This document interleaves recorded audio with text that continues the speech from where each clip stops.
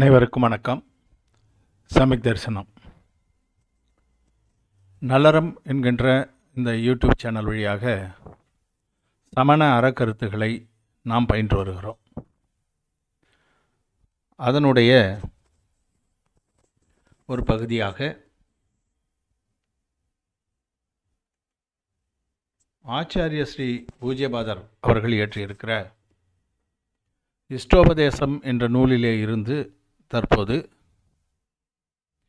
ஆன்ம தூய்மைக்கான வழி எது, மோட்சப்பாதை எது என்பது போன்ற சில நுணுக்கமான விஷயங்களை ஆச்சாரிய ஸ்ரீ கூறுவதனை நாம் பயின்று வருகிறோம். அதிலே 40வது காதையாக தற்போது அந்த நூலினுடைய 40வது காதை, அதனை நம்ம பார்க்கிறோம். இச்சத்யேகாந்த சம்வாசம் நிர்ஜனம் ஜனிதாதரஹ நிஜகார்யவசாத் கிஞ்சித் உக்த்வா விஸ்மரதி த்ருதம்.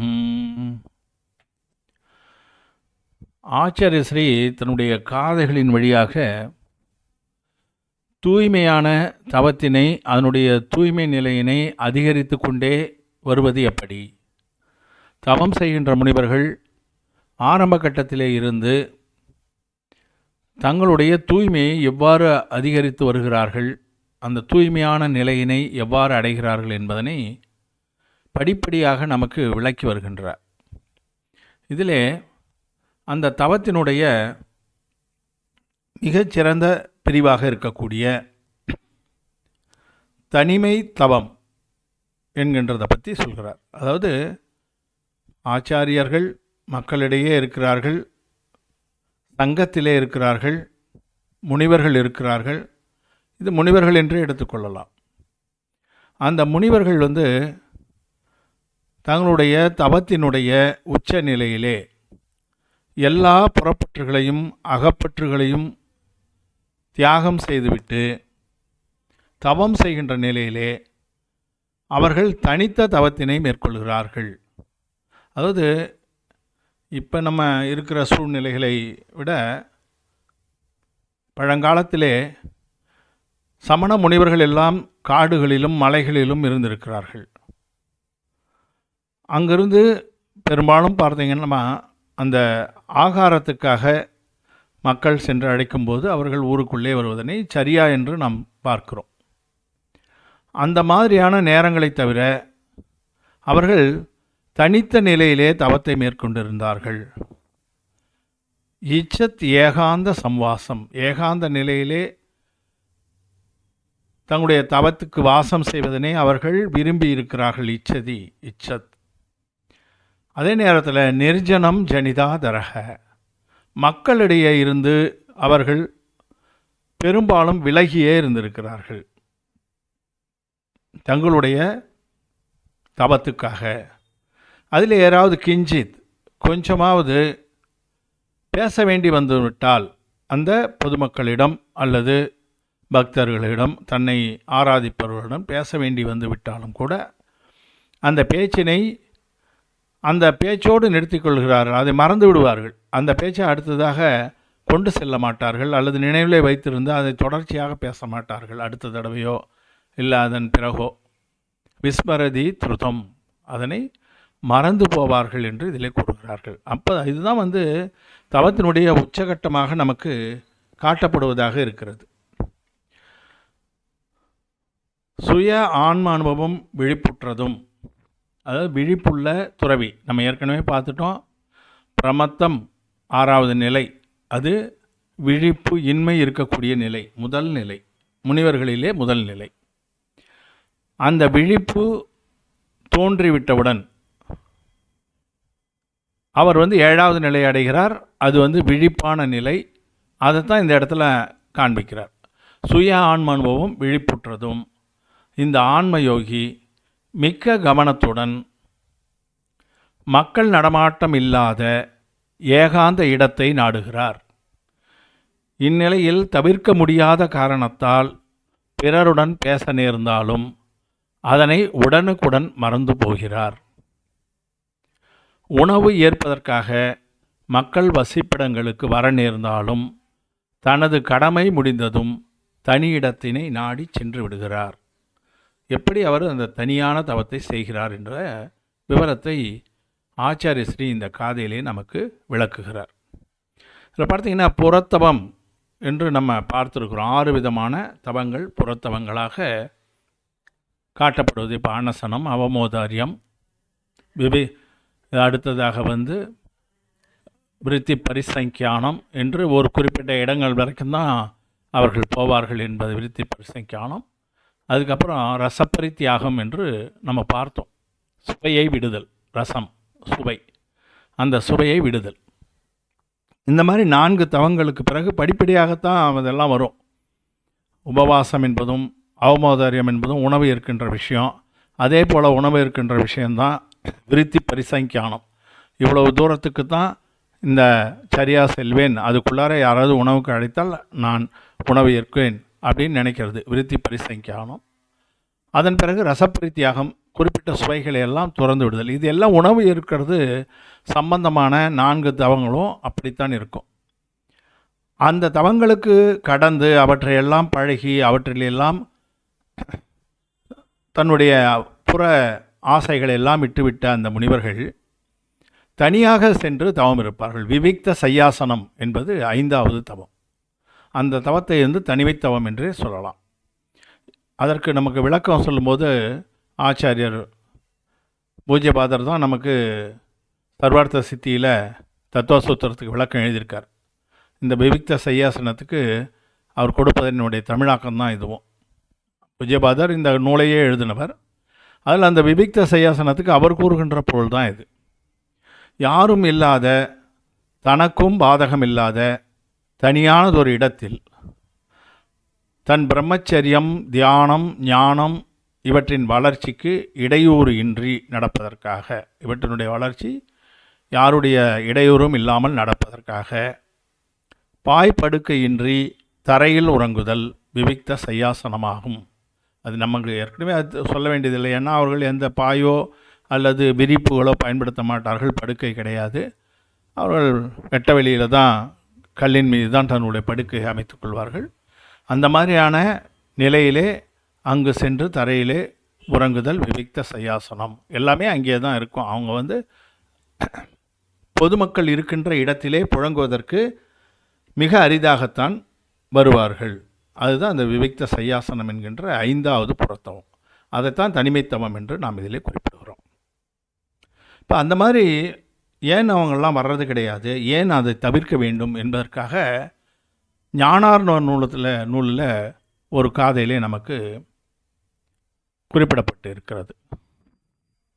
ஜன சம்சர்கே வாக்சித்த பரிஸ்பந்த மனோபிரமா உத்ரோத்ர பீஜானி ஞானி ஜனஸ்ததஸ் தியஜேத். ஜனஸ்ததஸ் தியாஜேத், ஜனங்களை தவிர்க்கிறார்கள், ஜனங்களை தவிர்க்கிறார்கள் ஞானிகள். எதற்காக? ஜனசம்சர்கே வாக்சித்த பரிஸ்பந்தன, ஜனங்களுடைய கூடியிருக்கின்ற அந்த இடத்திலே பார்த்தீங்கன்னா பேச்சு அதிகமாக இருக்கும். பரிஸ்பந்தனம், ஒருவருக்கொருவர் பேச்சினை பரிமாறிக்கொள்கிறார்கள், அவர்கள் ஒருவரோடு பேசிக்கொள்கிறார்கள். அந்த மாதிரி இருக்கின்ற இடத்துல முனிவர் இருந்தார் என்றால் அவருக்கு மனோபிரமா, மனதிலே பிரம்மையானது ஏற்படும். அறிவு மயக்கம் என்று சொல்வார்கள். அது ஏன் அவருக்கு ஏன் ஏற்படுது? அவர்கள் பேசுகின்ற விஷயங்கள் பல விஷயங்கள் இருக்கும். அதில் தவறான விஷயங்கள் இருக்கும், சரியான விஷயங்கள் இருக்கும்.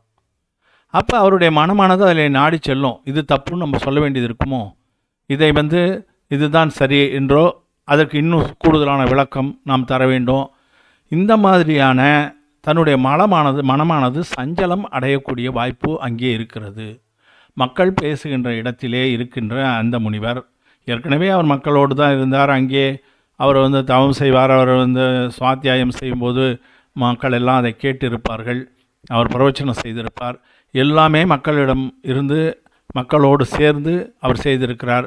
உணவை ஏற்கும்போதும் அவர்கள் பலவிதமாக பேசிக்கொள்வார்கள். அதைக்கெல்லாம் அவர் சரி தவறு என்று அவர் விளக்கமெல்லாம் அளித்திருப்பார். எல்லாமே செய்திருப்பார் தன்னுடைய தவத்தில். அவற்றையெல்லாம் கடந்து இதெல்லாம் நமக்கு தேவையில்லை, இனிமேல் ஆன்மாவை உள்நோக்கி பார்ப்பது தான் தன்னுடைய வேலை என்று அந்த ஆன்ம பயணத்திலே துவங்கிவிட்ட அந்த முனிவர் இந்த மாதிரி பேச்சுக்களை எல்லாம் கேட்கும்போது அவருடைய அறிவும் மயக்கம் அடைகிறது, கொஞ்சம் சஞ்சலமானது ஏற்பட்டு விடுகிறது. அதனால தான் உத்ரோத்திர பீஜானி ஞானி, அந்த மாதிரியாக மிக உயர்ந்த நிலையிலே இருக்கக்கூடிய அந்த கடும் தவத்தினை புரியக்கூடிய அந்த ஞானி, அந்த முனிவரானவர் ஜனசஸ் தியாஜேத், ஜனங்கள் இருக்கின்ற இடத்திலே அவர்கள் சேராதிருப்பதை தவிர்க்கிறார்கள் என்று இதிலே நமக்கு குறிப்பிடுகிறார். ஞானார்ணவம் என்ற நூல் தியானம் குறித்த மிக அற்புதமான நூல். அதில் இந்த விஷயத்தை நமக்கு குறிப்பிடுவதை நாம் பார்க்கிறோம். பிரவச்சனாச்சார நூலிலே ஆச்சாரிய குந்தகுந்தர் இதைத்தான் குறிப்பிடுகிறார். அவரும் நிச்சித சுத்தத்த பதோ சமித கசாவோ தவாதிகோ சாவி லோகித ஜன சம்சக்கம் ந சயதி ஜதி சஞ்சதோ ந ஹவேதி. சஞ்சதோ சம்யமம், சம்யமம் என்றால் புலனடக்கம். புலனடக்கம் என்றால் உயிர்களுக்கு எந்த விதமான இன்னலும் செய்யாமல் இருத்தலும், தன்னுடைய 5 புலன்களோடு மனதினை அடக்கி வைத்தலும். 12 விதமாக சொல்வார்கள். அந்த மாதிரி பிற உயிர்களுக்கு இன்னல் அளிக்காமல் இருப்பது, தன்னுடைய புலன்களை அடக்கி வைத்திருத்தல், அதுதான் சம்யமம் என்று சொல்லக்கூடியது. சஞ்சத்தோ நாஹவதி, அவருக்கு அந்த சம்யமம் வந்து வாய்ப்பதில்லை. அவர் சம்யமம் உடையவராக கூறமாட்டார்கள் அவரை. யார?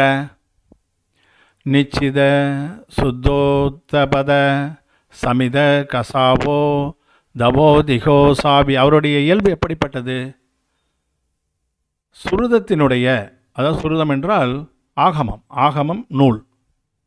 அந்த ஆகமத்தினையும் அந்த ஆகம பதங்களிலும், சொற்கள் இருக்கு இல்லையா, அதனுடைய அர்த்தத்திலையும் பொருளிலும்,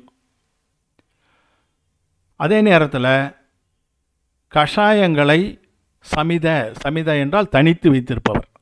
சமித கஷாவோ, கஷாயங்களை தனித்து வைத்திருப்பவர். தனித்துனா அதை உபசமம் செய்து அடக்கி வைத்திருப்பவர்.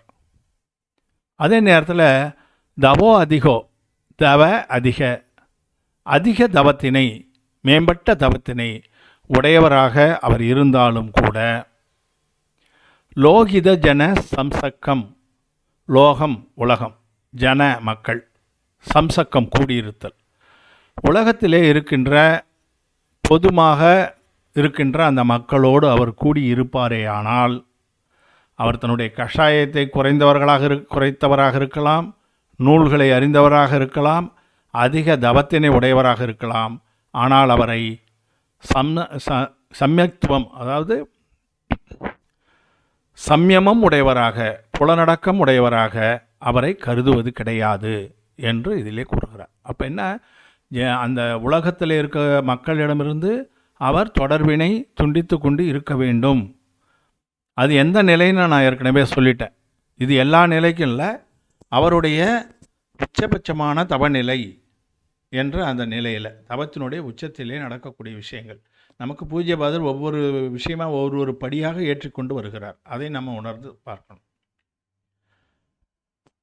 மற்றொரு காதையிலும் கூட, அடுத்த காதையில் கூட, நிக்கந்தம் பவ்வஹிதோ வட்டதி ஜதி ஏகி கேஹிம் கம்மேஹிம் சோ லோகிகோ இத்தி பணிதோ சஞ்சம தவ சம்பஞ்சுத்தோவி. சஞ்சமம், அதான் எப்படி பார்த்து சையமம் அல்லது சம்யமம். அந்த சம்யமம் தவம் இரண்டும் கூடியிருந்தாலும் கூட, சம்பஞ்சுதோ கூடியிருந்தாலும் கூட, ஏகேஹிம் கம்மேஹிம் உலகத்திலே நடைபெறுகின்ற செயல்களிலெல்லாம் கம்மம் கர்மம், இந்த இடத்துல கர்மம் என்பது செயலை குறிக்கும். உலக செயல்களிலெல்லாம் கூடியிருப்பவர் ஜதி, அப்படி என்றால் அந்த மாதிரி இருப்பவர்களாக என்றால், நிகழ்வட்டதி என்றால் அந்த செயல்பாடுகளிலே ஈடுபாடு உடையவர்களாக இருந்தால், உலகத்திலே நடைபெறுகின்ற பொதுவாக நடைபெறுகின்ற பொதுமக்களிடம் நடைபெறுகின்ற அந்த செயல்களிலே அவர் ஈடுபாடு உடையவராக இருப்பாரே ஆனால் அவர் எப்படிப்பட்டவர்? பவ்ய இதோ, பவ்யமாக இருக்கக்கூடிய அந்த முனிவராகவே அவர் இருந்தாலும் கூட அவரை என்ன சொல்லுவாங்கன்னா சோலோகிகோ, அவர் உலகப்பற்று உடையவர் இத்தி அதான் என்று கூறுவார்கள். அதாவது எல்லா தபத்திலையும் சிறந்தவராக இருந்தாலும் கூட அவர் உலகத்திலே நடைபெறுகின்ற செயல்களிலே ஈடுபாடுகளை காட்டுவாரானால், மக்களிடையே புழங்கி ஈடுபாடை காட்டுவாராக ஆனால் அவரை உலகப்பற்று உடையவராகவே அவரை கருதுவார்கள் என்று நமக்கு குந்தவுந்தர், ஸ்ரீ குந்தவுந்த ஆச்சாரியார் நமக்கு தெரிவிக்கிறார். திருக்குறளில் பார்த்திங்கன்னா கூட ஏன் அந்த மாதிரி நினைக்குது, அந்த மாதிரியான காரணம், அவர்கள் அந்த தவம் செய்கின்ற அந்த முனிவர்களுடைய மனப்பான்மை வேறு, உலக மக்களிலே இருக்கின்ற பொதுஜனத்தினுடைய மனப்பான்மை வேறு. இவர்கள் அகப்புற பற்றுகளையெல்லாம் ஸ்ராவர்களாக இருந்தாலும், உத்தம ஸ்ராவர்களாக இருந்தாலும், விரதிகளாக இருந்தாலும் கூட புற அகப்பற்றுகளை எல்லாம் முழுவதுமாக திறக்காத நிலையிலே ஸ்ராவகர்களாக இருக்கிறார்கள். ஆனால் முனிவர் நிலை அப்படி அல்ல. அவருடைய நிலையை தான் நம்ம ஒவ்வொரு காதையிலையும் நம்ம பார்த்துக்கிட்டே வரும். எப்படியெல்லாம் தன் உடலே தன்னுடையது இல்லை என்று நினைத்து அதனுடைய பான்மையை பெற்றிருக்கின்ற அந்த முனிவர்கள், அவர்களுடைய மனநிலை வேறு. இந்த ரெண்டு பேரும் ஒன்றா சேரும் பொழுது இது கலப்படமாகிவிடும். நிலத்தியல்பால் நீர் திரிந்தற்றாகும் மாந்தர்க்கு இனத்தியல்பானது இனத்தியல்பது ஆகும் அறிவு. அவர்களுடைய ஞானம் அறிவு என்ன ஆகும்னா, எப்படி ஒரு செம்மண் நிலத்தில் மழை பெஞ்சதுன்னா அது செம்புல பெயர் நீர்னு நம்ம படிச்சிருக்கிறோம். அது சிவப்பு நீராக மாறுகிறது. களிமண்ணில் பெய்யும்போது சேராகி விடுகிறது. மணலிலே பெய்யும்போது அது உள்ளே இழுக்கப்பட்டு விடுகிறது. அந்த மாதிரி நிலத்தினுடைய இயல்பால் நீர் தெரிந்து போகிறது. நீர் தன்னுடைய தன்மையிலே மாறிப்போகிறது. அதுபோல் மாந்தர்க்கு, மனிதர்களுக்கு இனத்தியல்பு, இனம் என்று சொன்னால் இந்த இடத்திலே தவம் செய்பவர்கள் முனிவர்கள் இனம். ஸ்ராவகர் பொதுமக்கள் என்பது ஸ்ராவகர்களுடைய இனம். அதில் பலவிதமான மக்கள் இருப்பார்கள். சமயக் திருஷ்டியம் இருப்பாங்க, இல்லாதவங்களும் இருப்பாங்க, தீயவர்கள் இருப்பார்கள். எல்லாமே அந்த பொதுஜனம் என்ற அந்த இனத்திலே இருக்கும். அதோடு இது சேரும் பொழுது அந்த தவத்தினுடைய இயல்பு திரிந்து போகும் என்று இதிலே கூறுகிறார். நம்ம திருக்குறளை ஆழ்ந்து பார்க்கணும். சில விஷயங்களில் பார்த்தீங்கன்னா பொதுமக்களுக்கு சொன்னது மாதிரி தோணும். ஆனாலும் இவற்றிலெல்லாம் அடிப்படையாக தவத்தில் இருக்கின்ற முனிவர்கள் குறித்தும் கூறப்பட்டிருப்பதை நம்ம பார்க்கலாம். இன்னொரு குறளில் கூட பாருங்கள், நல்லினத்தின் பூங்கு துணை இல்லை, தீயினத்தின் அல்லற்பட்டதும் இல்.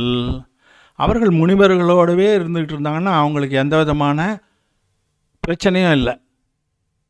இதே நேரத்தில் பொதுமக்களிடம் புழங்க ஆரம்பித்து விட்டால் அது இந்த இடத்துல தீ இனம் என்று சொல்கிறார். அதாவது அந்த தவத்துக்கு ஒவ்வாத இனம் என்பதால் அப்படி நம்ம நினைக்கணும். அதனால் அவங்களுக்கு அல்லல் தான் வரும், துன்பம் தான் வரும் என்று நமக்கு இதிலே ஏலாச்சாரியார் நமக்கு கூறுகிறார்.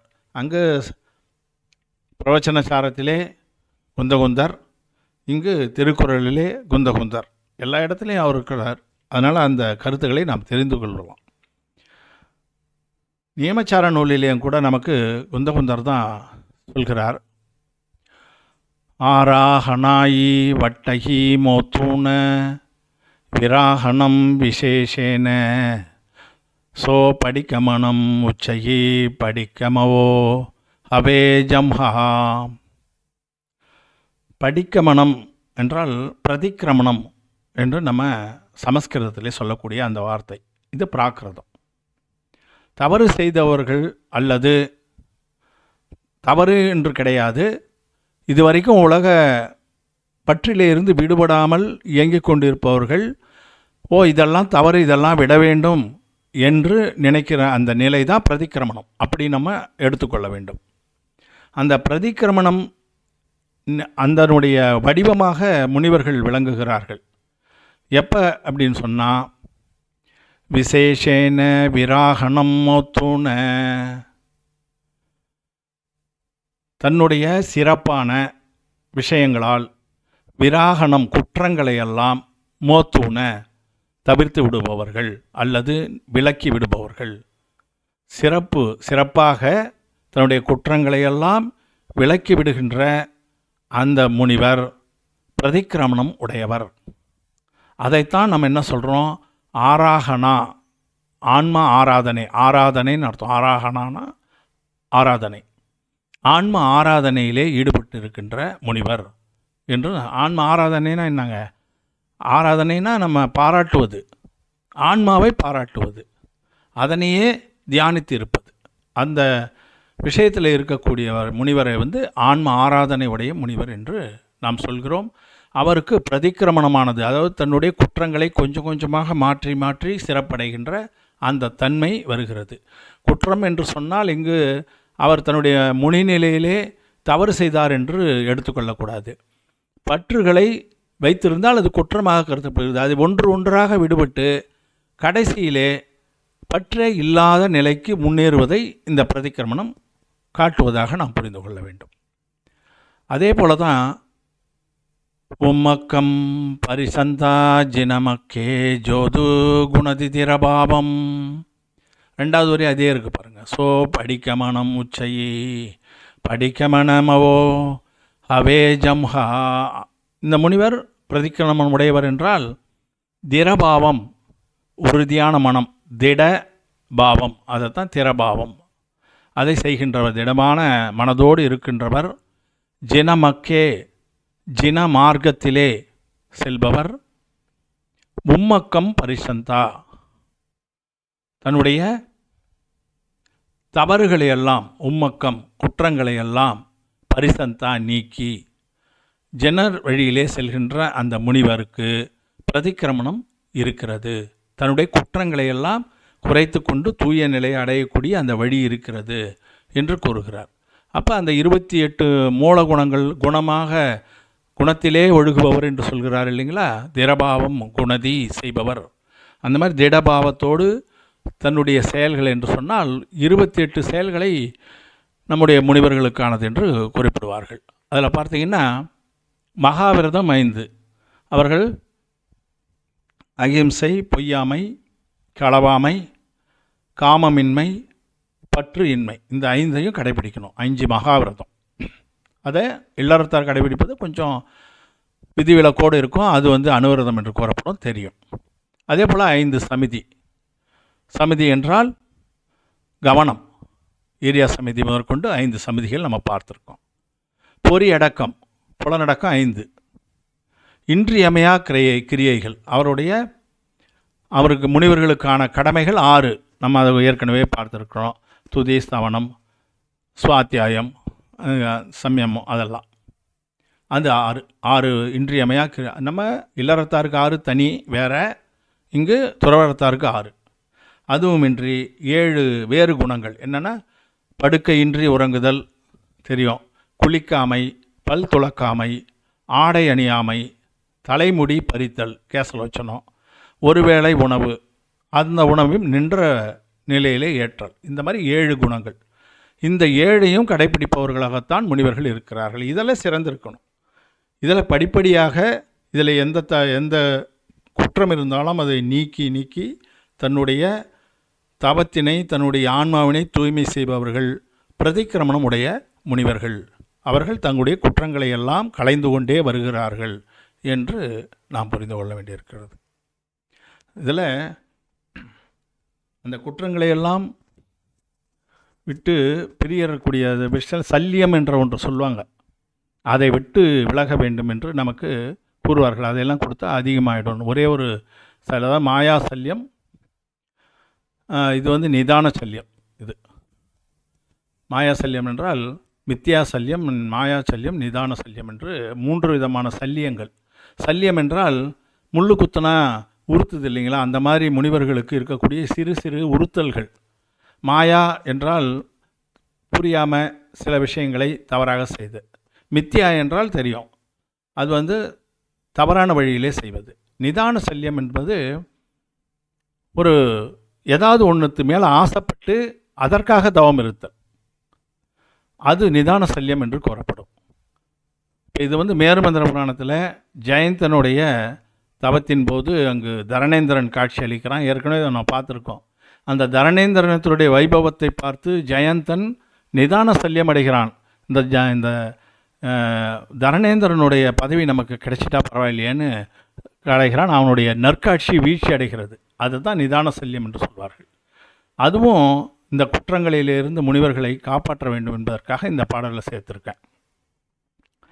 நஞ்சினை அமிர்தம் என்றே உண்டவன் அயர்ந்து பின்னை துஞ்சுவது அஞ்சி காண்ற நஞ்சையே துய்த்தல் போலும் புஞ்சிய பொறியின் மோகம் மாற்றிடை சுழற்றும் என்னா அஞ்சி முன் துறந்த போகத்து அருந்தவன் ஆசை தானே. நஞ்சினை அமிர்தம் என்றே உண்டவன் அயர்ந்த பின்னை, அதாவது வாழ்க்கையிலே இருக்கிறாங்க, சுகமாக இருக்கிறாங்க, ஆனால் அது நஞ்சு. அதை அமிர்தம் என்று அவர்கள் உண்டு இருக்கிறார்கள். ஜெயந்தனும் அப்படி தான் இருந்தான். இளவரசனாக இருக்கும் பொழுது அந்த அரச போகத்திலே இருந்தான். அவன் என்ன செய்கிறான், அந்த இது தேவையில்லைன்னு சொல்லிட்டு அதை உதறிட்டு வரான். உதறிட்டு தவத்துக்கு வருகிறான்.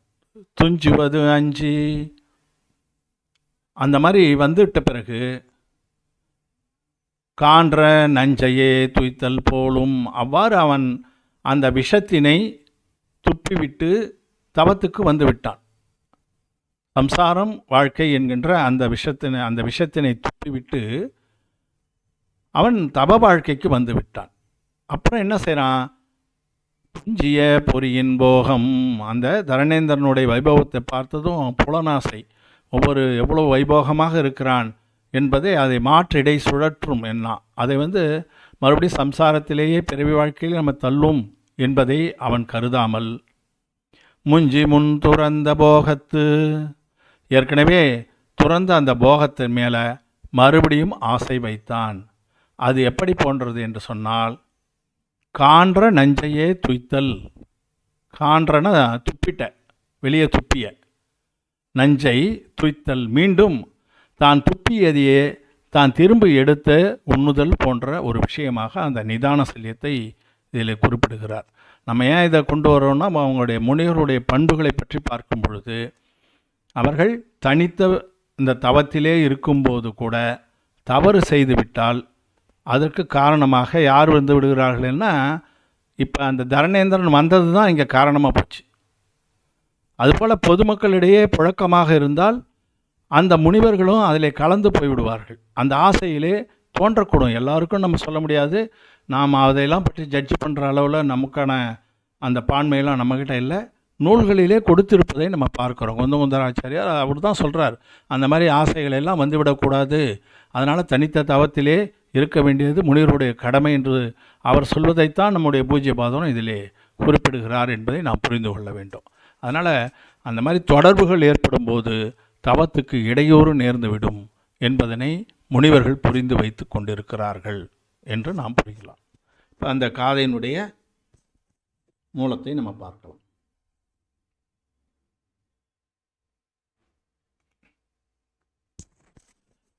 இச்சத்தேகாந்த சம்வாசம் நிர்ஜனம் ஜனிதாதர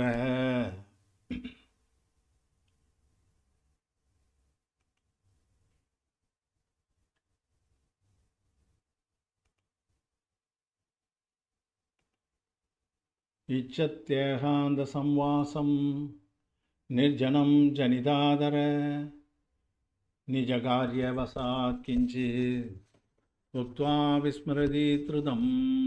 அதனால் ஏகாந்த சம்வாசத்திலே அவர்கள் இருக்கிறார்கள் என்று நமக்கு இதிலே குறிப்பிடுகிறார். அதனை நம்ம பார்க்கிறோம். அதனால் தொடர்ச்சியாக பூஜ்யபாதர் மேற்கொண்டு தவத்தினுடைய தூய நிலைகளை நமக்கு விளக்கி வருவதனையும் தொடர்ந்து நம்ம பார்க்கலாம். இந்த நல்லறம் என்கின்ற இந்த யூடியூப் சேனலை தாங்கள் தொடர்ந்து பார்த்து ஆதரவளித்து வருகிறீர்கள். இதனை சப்ஸ்கிரைப் செய்து பார்க்குமாறும் உங்களை கேட்டுக்கொள்கிறேன். இதிலே வருகின்ற இந்த கருத்துகளுக்கு தாங்கள் அதனுடைய தங்களுடைய விமர்சனங்களையும் கருத்துக்களையும் வினாக்களையும் கமெண்ட் பாக்ஸ் என்கின்ற அந்த பாக்ஸிலே நீங்கள் பதிவிட்டால் இந்த பதிவினை மேம்படுத்தி கொள்ள அது உதவும் என கூறுகிறேன். மேலும் இந்த பதிவு தங்களுக்கு பிடித்திருக்குமானால் இதன் மீது ஆர்வமுடையவர்களுக்கு ஃபார்வேர்ட் செய்து அவர்களையும் இதில் இணைந்து கொள்ள தாங்கள் உதவி செய்யுமாறும் பணிவோடு கேட்டுக்கொள்கிறேன். இந்த பதிவு தங்களுக்கு பிடித்திருக்கும் பட்சத்தில் லைக் என்கின்ற அந்த பொத்தானை அழுத்தி ஆதரவு தெரிவிக்குமாறும் கேட்டுக்கொள்கிறேன். மிகவும் நன்றி. ஜெய் ஜினேந்திரா.